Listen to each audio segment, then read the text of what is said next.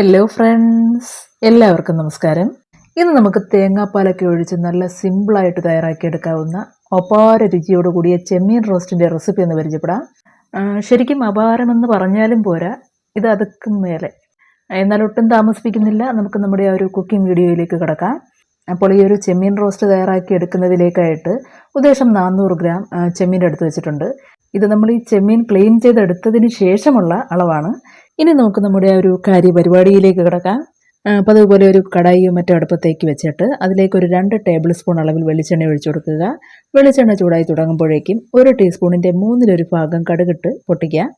കടുക് പൂർണ്ണമായിട്ടും പൊട്ടിത്തീരുമ്പോഴേക്കും അതിലേക്ക് ഒരു 3 ഉണക്കമുളക് 2ആയിട്ട് നുറുക്കിയത് ഇട്ട് കൊടുക്കുക. ഒപ്പം തന്നെ കുറച്ച് കറിവേപ്പിലയും കൂടി ഇട്ട് ജസ്റ്റ് ഒന്ന് മൂപ്പിക്കുക.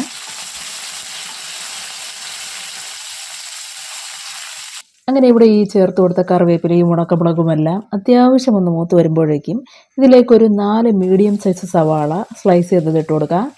ഒപ്പം തന്നെ വെളുത്തുള്ളി ചെറുതായിട്ട് അരിഞ്ഞത് 1 ടീസ്പൂൺ, ഇഞ്ചി ചെറുതായിട്ട് അരിഞ്ഞത് 1 ടീസ്പൂൺ, ഒടുവിലായിട്ട് ഇതിലേക്ക് 1 ടീസ്പൂണിൻ്റെ 1/3 ഭാഗം ഉപ്പ് കൂടി ചേർത്ത് വഴറ്റി തുടങ്ങാം. സവാള വഴറ്റാൻ തുടങ്ങുന്ന സമയത്ത് ആദ്യം തീ ഹൈ ഫ്ലെയിമിലിട്ട് തുടരെ ഇളക്കി വഴറ്റുക. അങ്ങനെയെങ്കിൽ സവാള വളരെ പെട്ടെന്ന് വഴണ്ട് കുഴഞ്ഞു കിട്ടും. ശേഷം മാത്രം തീ മീഡിയം ഫ്ലെയിമിലിട്ട് തുടരെ ഇളക്കി ഏകദേശം ഇതുപോലൊരു ഗോൾഡൻ ബ്രൗൺ കളറായി കിട്ടുന്നത് വരെ വഴറ്റുക. അങ്ങനെ സവാള വഴണ്ട് കിട്ടി. ഇനി ഇതിലേക്ക് നമുക്ക് പൊടി ഐറ്റംസ് ഓരോന്നായിട്ട് ചേർത്ത് കൊടുക്കാം. മുളക് പൊടി 3/4 ടീസ്പൂൺ, മല്ലിപ്പൊടി 1/2 ടീസ്പൂൺ,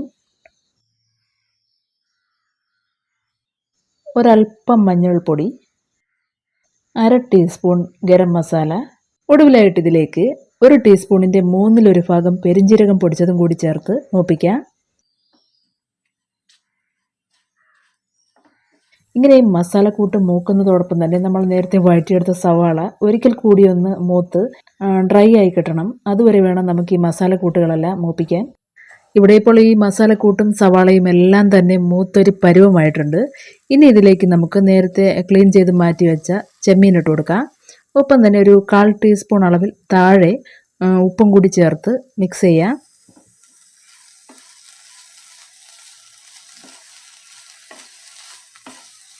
ചെമ്മീനും മസാലക്കൂട്ടുകളും എല്ലാം കൂടി ഈ കാണുന്നത് പോലെ നന്നായിട്ടൊന്ന് മിക്സ് ചെയ്ത് വെച്ചതിന് ശേഷമാണ് ഇതിലേക്ക് നമുക്ക് തേങ്ങാപ്പാൽ ചേർത്ത് കൊടുക്കാൻ.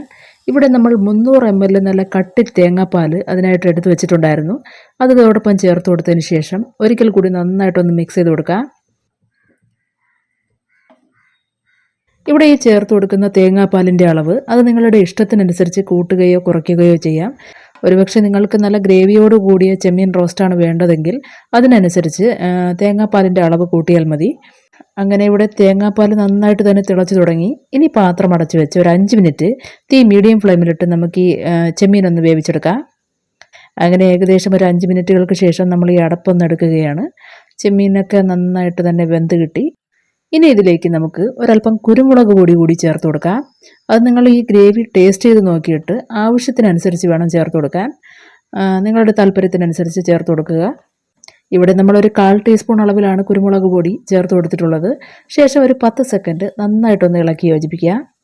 അങ്ങനെ ഇന്നത്തെ സ്പെഷ്യൽ നല്ല തേങ്ങാപ്പാലിൽ തയ്യാറാക്കിയെടുത്ത ചെമ്മീൻ റോസ്റ്റ് റെഡി ആയിട്ടുണ്ട്.